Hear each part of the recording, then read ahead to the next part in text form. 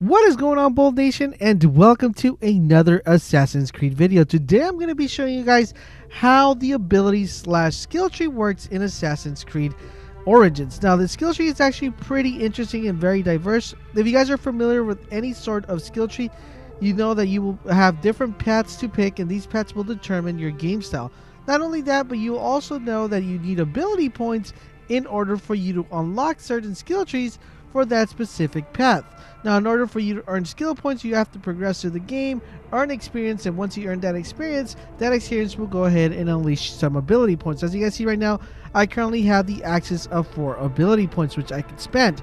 Now, let's talk about the paths and which way would I recommend you playing if you're playing a certain style, or if you're trying to do a certain activity within the game more than the other. So in Assassin's Creed Origins, there's a couple different paths you can take to level up certain abilities or certain ways that you want to approach the game. The first force is the Hunter.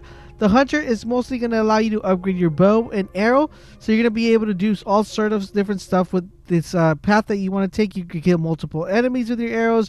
You get additional XP if you get headshots. You could actually shoot from the top and attack. And we're going to go over each individual one that's for the bow and arrow, and then we'll go into another skill tree. So this one's Master Hunter. This just increases the damage of all your bows by an additional +1, so that means you're going to be putting more damage. We have Elite Ranger. Aiming with the bow while in the air will trigger slow-mo, so that means you could jump in the air and have that nice slow-mo effect, actually allowing you to shoot multiple targets while you're dropping down. Then we have the other one, which is Enhanced Lipo. Fire more arrows before needing to reload, which is actually one of the ones you should definitely be trying to upgrade fairly quickly. We like to use the bow. Enhanced Predator Bow. This one, you could hold it and it actually puts it in the slow-mo, and you can pretty much direct where you want the arrow to hit.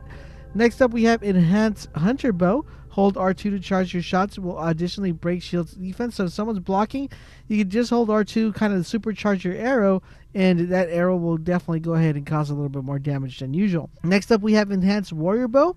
Hold R2 to charge your shot will reduce the depression zone. So it's going to allow you to just shoot it and hold it, and it's going to actually allow you to kill the enemy with one bow, depending on how much health they have and what kind of level they are. Next up, we have Bow Furi. This one's after getting a stealth kill with your bow, you have a 3-second window of slow-mo while still aiming with your bow. So basically, if you kill someone, this is going to be helpful, especially if there's multiple enemies and you want to go ahead and kill one person. After you kill that person, then you'll be able to go into a slow-mo animation, which will allow you to kill the other enemy before it reacts. Next up, we have Chain Assassinations. This is just pretty much kind of like a more stealthy approach, not really utilizing the arrows that much, but this is going to actually be utilizing your knife throw. So basically, you still kill one with your knife, and you throw your knife across to the other person. So that one's not too much of a bow and arrow. So going on with bow and arrow, those are pretty much all the bow and arrow trees that we have. The next one we would have is bow bearer. This is, you can equip the second bow, press left analog stick to switch equip bows, so you can carry multiple bows instead of just having one. And then we also have this one right here, which is Headshot XP. Killing an enemy with a headshot grants you more bonus XP. And as we progress through this arrow one, we also have this one, which is a charge heavy attack, which has nothing to do with the arrow option. So that's pretty much all the arrow skill trees that you have. The next path you have to pick from is the warrior path. Now the warrior path is just going to allow you to, like the name says, become a warrior. So this, if you want to be a OP character, be tanky, and you're just going to go in there and melee. You don't want to be stealthy at all. You just want to go ahead and just smash people around and smack them around. So this one comes with the following, and we have different sets that we could go with. We could go with the left side or the right side. This is the warrior one. So the first one, it says increase the damage of all the melee attacks by 1 point, and we could go down the skill tree to here. So if we go to the left side, this is going to allow you to overpower chain throw. So that's going to allow you to be more OP. So after killing an enemy with an overpower attack, which is holding the R1, throw that enemy weapon at the another target. So as you see right there, if he has a sword, he will be able to go ahead, get that sword after he kills him, and launch into another enemy. This is actually really good in combat and to kill multiple enemies. Right after that, we have the way to go up top, Overpower XP. Killing an enemy with an overpowered active gives you extra XP.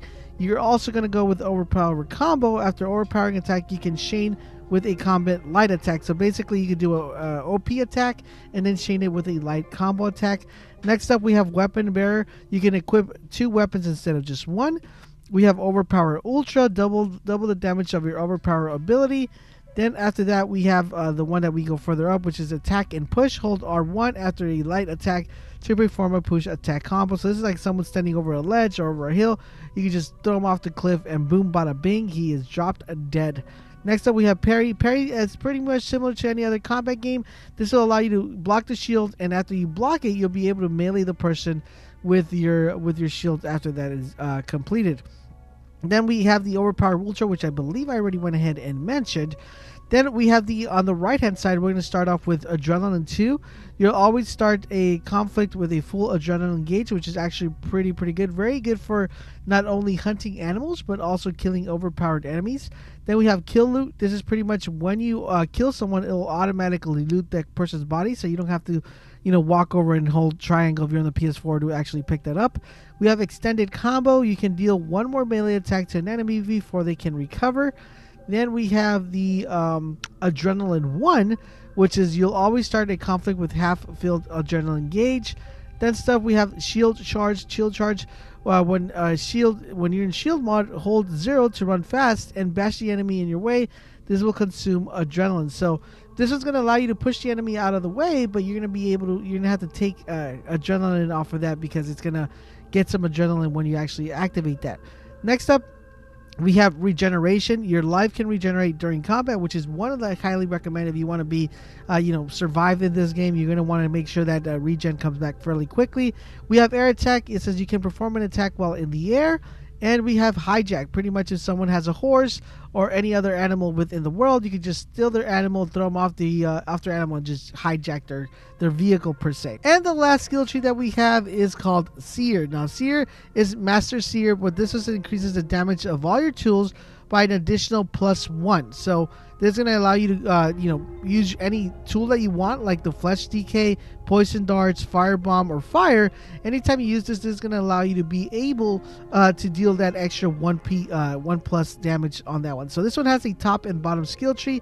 If we go to the top side, we have the following. So animal taming. If you guys don't know, you're able to tame animals within the game. After putting an animal to sleep, which you'll definitely need a dart in order to be able to put them to sleep, you can then tame the animal, and the animal will follow you by pressing triangle. You need to acquire first the sleeping dart skill in order to use the taming animal part. Smoke screen. This is actually one that's really effective if you want to play stealthy and want to play getaway. This is enemies caught in the smoke screen will take damage, and they will also be knocked down as well.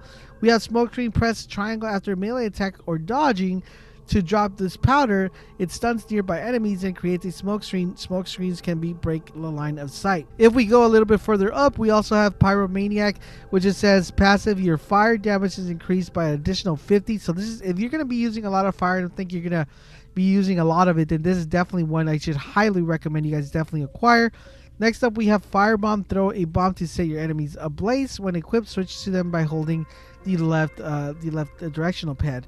Next, we have the following, which is Dawn and Dusk. Hold the top portion of your PS4 controller and contemplate and make time speed up forward. So this is if you want to go ahead and just have do a time lapse, which is really interesting. Next up, and we keep working our way to the bottom skill tree, as opposed to the top one. This is going to unlock the poison darts that we talked about, and you're going to need these to actually be able to tame the animals. We also have Berserk. Press L3 to use the substance on a lower level unaware enemy and turn him against its allies. So this is pretty much like capturing the enemy and just taking control of their mind, which is actually pretty cool and effective, especially if you're trying to deal with a lot of ads or just need someone to do some sort of distraction. Then we have the following, which is Breathe Holding Champion. You can stay underwater for longer.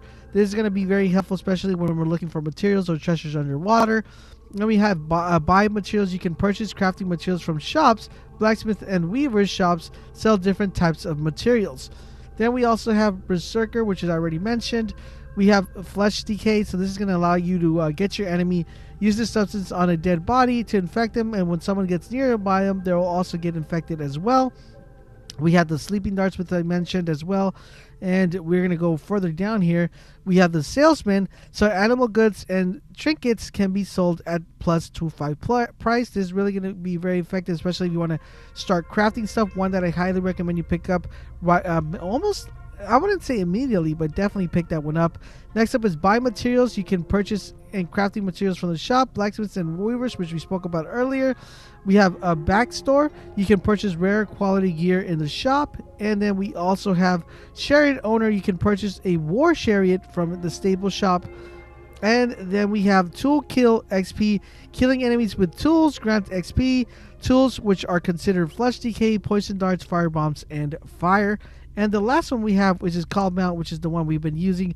That's to call your, your horsey or whatever animal you're using to come towards your help and need. And this one we also have unlocked as well. And that is pretty much all the abilities that you're able to get when you guys get a chance to play Assassin's Creed. Different set skill trees. Like I said, I'll have multiple videos going over which ones I recommend for what type of game style, and which ones I recommend you to pick up right off the bat if you're trying to either level up fast or if you're trying to acquire certain options. I hope you found this video helpful and informative. If you did, make sure you do me the favor of sharing this with your friends and letting me know if they're planning on picking Assassin's Creed. Definitely come and check out the video so they can have a better understanding and grasp of the way the abilities work in Assassin's Creed.